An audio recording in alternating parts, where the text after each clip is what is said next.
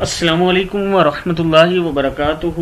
Learn Quran word by word اور عابد راجہ channel کی طرف سے آج میں آپ کو 2-3 حدیث بتاؤں گا۔ آپ نے ان کو یاد کر لینا ہے اور ان پر عمل بھی کرنا ہے۔ انشاءاللہ حدیث کا سلسلہ بھی میں ساتھ سٹارٹ کر رہا ہوں کہ ایک دو حدیث بھی آپ کو بتاؤں جو ہم آسانی سے یاد کر سکیں اور ان پر عمل بھی کر سکیں۔ تو آج کا یہ جو پہلی حدیث ہے یہ سچ کا نام اور جھوٹ کا انجام کے بارے میں ہے کہ جھوٹ اور سچ میں ہمارا کیا انجام ہوگا۔ حضرت عبداللہ بن مسعود رضی اللہ تعالیٰ عنہ سے روایت ہے کہ رسول اللہ صلی اللہ علیہ وسلم نے فرمایا، سچ بولنے کا اہتمام کرو کیونکہ سچ بولنا نیکی کا راستہ دکھاتا ہے اور نیکی جنت کا راستہ دکھاتی ہے۔ انسان مسلسل سچ بولتا رہتا ہے اور سچ بولنے کی کوشش میں لگا رہتا ہے یہاں تک کہ وہ اللہ کے ہاں بھی سچا لکھ دیا جاتا ہے۔ سچ بولتا رہتا ہے اور سچ بولنے کی کوشش میں لگا رہتا ہے یہاں تک کہ وہ اللہ کے ہاں بھی سچا لکھ دیا جاتا ہے۔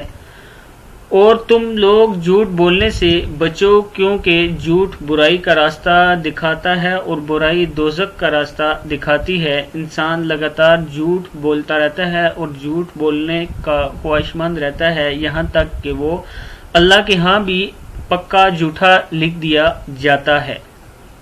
اب اس حدیث سے ہمیں معلوم ہوا کہ ہم نے ہمیشہ سچ بولنا ہے، اور سچ بولنے کا یہ فائدہ ہے کہ اللہ تعالیٰ کے ہاں جو ہمارے اعمال لکھے جاتے ہیں ان میں آپ کو سچا لکھ دیا جاتا ہے کہ یہ میرا بندہ سچا ہے، یہ ہمیشہ سچ بولتا ہے۔ دوسرے نمبر پہ اس حدیث کا دوسرا پہلو جھوٹ بولنا ہے۔ اب جھوٹ بولنے ایک برائی ہے اور اس کا انجام سیدھا لکھ دیا ہے کہ دوزخ ہے۔ نبی اکرم صلی اللہ علیہ وسلم نے فرمایا اس کا انجام دوزخ ہے، یعنی دوزخ کا راستہ دکھاتا ہے جھوٹ۔ اور دوسری جو بڑی غلط بات ہے ہمارے جھوٹ بولنے سے ہمارے اعمال پہ جو اثر پڑتا ہے وہ یہ کہ اللہ تعالیٰ کے ہاں جو لکھائی کا عمل ہے جس میں ہمارے اعمال لکھے جاتے ہیں اس میں ہمیں جھوٹا لکھ دیا جاتا ہے۔ اس لیے ہمیشہ ہمیں سچ بولنا چاہیے اور ہمیشہ سچ کا سہارا لینا چاہیے، جھوٹ سے نفرت بھی کرنی چاہیے اور جھوٹ سے بچنا بھی چاہیے۔ صحیح مسلم کی 6805 نمبر حدیث کا یہ۔ اب میں آپ کو دوسری حدیث سناتا ہوں، رونگٹے کھڑے کر دینے والی حدیث، اس کا نام یہ رکھا ہوا ہے۔ حضرت ثوبان رضی اللہ تعالیٰ عنہ سے روایت ہے کہ رسول اللہ صلی اللہ علیہ وسلم نے ارشاد فرمایا، میں اپنی امت میں سے یقینی طور پر ایسے لوگوں کو جانتا ہوں جو قیامت والے دن اس حال میں آئیں گے کہ ان کے ساتھ ہمیں پہاڑ کے برابر نیکیاں ہوں گی، تو اللہ عز و جل ان نیکیوں کو ہواؤں میں منتشر ہو جانے والے غبار بنا کر غارت کر دے گا۔ تو ثوبان رضی اللہ تعالیٰ عنہ نے عرض کی، اے اللہ کے رسول، ہمیں ان لوگوں کی نشانیاں بتائیں، ہمارے لیے ان لوگوں کا حال بیان فرمائیں تاکہ ایسا نہ ہو کہ ہم انہیں جان نہ سکیں اور ان کے ساتھ ہو جائیں۔ تو رسول اللہ صلی اللہ علیہ وسلم نے ارشاد فرمایا، وہ لوگ تم لوگوں کے دینی بھائی ہوں گے اور تم لوگوں کی جلد ظاہری پہچان اسلام میں سے ہوں گے اور رات کی عبادت میں اس طرح حصہ لیں گے جس طرح تم لوگ لیتے ہو، یعنی تم لوگوں کی ہی طرح قیام اللیل کیا کریں گے، لیکن ان کا معاملہ یہ ہوگا کہ جب وہ اللہ کی حرام کردہ چیزوں اور کاموں کو تنہائی میں پائیں گے تو انہیں استعمال کریں گے۔ حدیث پھر سن لیں۔ حضرت ثوبان رضی اللہ تعالیٰ عنہ سے روایت ہے کہ رسول اللہ صلی اللہ علیہ وسلم نے ارشاد فرمایا، میں اپنی امت میں سے یقینی طور پر ایسے لوگوں کو جانتا ہوں جو قیامت والے دن اس حال میں آئیں گے کہ ان کے ساتھ پہاڑ کے برابر نیکیاں ہوں گی، تو اللہ عز و جل ان نیکیوں کو ہواؤں میں منتشر ہو جانے والے غبار بنا کر غارت کر دے گا، یعنی ان کی نیکیوں کو ہواؤں میں پھیلا کر ختم کر دیا جائے گا، وہ نیکیاں کسی کام نہیں آئیں گی۔ تو صوبان رضی اللہ تعالیٰ عنہ نے عرض کی، اے اللہ کے رسول صلی اللہ علیہ وسلم، ہمیں ان لوگوں کی نشانیاں بتائیں، ہمارے لیے ان لوگوں کا حال بیان فرمائیں، تاکہ ایسا نہ ہو کہ ہم انہیں جان نہ سکیں اور ان کے ساتھ ہو جائیں۔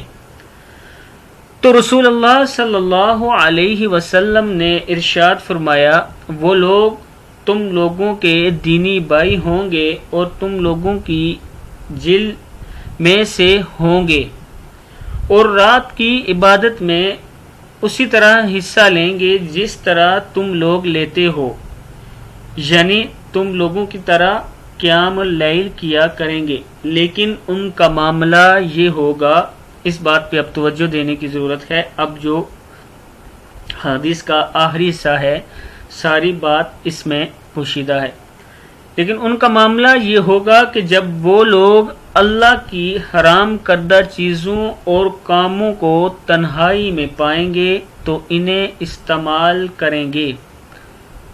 یہ آخری لفظ پھر دیکھ لیں، جب لوگ اللہ کی حرام کردہ چیزوں اور کاموں کو تنہائی یعنی اکیلے میں پائیں گے تو انہیں استعمال کریں گے۔ اب یہ ہمیں سوچنا پڑے گا کہ ہم اکیلے میں اللہ تعالیٰ کی کن کن کاموں سے جن سے اللہ نے منع کیا ہے وہ کرتے ہیں، اور وہ کام وہ چیزیں جو اللہ نے حرام کر دی ان کاموں میں ہم کیسے حصہ لیتے ہیں، ہم نہ چاہتے ہوئے بھی ان میں شریک ہو جاتے ہیں۔ تو اب یہ دیکھ لیں کہ ہم پورا دن نیکیاں کرتے رہیں، رات کو بھی عبادت کرتے رہیں، لیکن وہ چیزیں جو اللہ نے حرام کر دی جب ہمیں اکیلے ملیں تو ہم انہیں استعمال کریں، تو یہ اللہ تعالیٰ نے اس کا سخت حساب لینا ہے۔ دیکھ لیں کہ آپ کی یا ہماری کسی کی بھی جتنی بھی نیکیاں ہوں گی وہ ختم ہو جائیں گی۔ تو اب ہم نے سوچنا حدیث کے اس آخری حصے پہ ہے کہ وہ کون کون سے کام ہیں، ان کاموں کو تلاش کرنا ہے اور ان کو چھوڑنا ہے، ان سے دور ہٹنا ہے، ان سے نفرت کرنی ہے جن کو اللہ تعالیٰ نے حرام قرار دیا ہے۔ ابن ماجہ کی حدیث 4346 ہے۔ اب جو ہم تیسری حدیث دیکھ رہے ہیں یہ ہے، میرے اصحاب کو گالی نہ دو۔ رسول اللہ صلی اللہ علیہ وسلم نے فرمایا، میرے اصحاب کو گالی نہ دو، تم میں کوئی ایک اگر احد پہاڑ کے برابر سونا بھی خرچ کرے تو وہ ان کے ایک مد اور نصف مد کے برابر نہیں ہو سکتا۔ یہ عام انسانوں کے لیے اس میں نبی اکرم صلی اللہ علیہ وسلم نے فرمایا کہ میرے اصحاب کو گالی نہ دو، تم اگر احد پہاڑ کے برابر بھی سونا خرچ کر لو تو ان کے برابر نہیں ہو سکتے۔ تو اس حدیث سے بھی ہمیں معلوم ہوا کہ ہمیں کیا کرنا چاہیے اور اپنے روزمرہ زندگی میں کیسے رہنا چاہیے۔ حدیث یہ ہے۔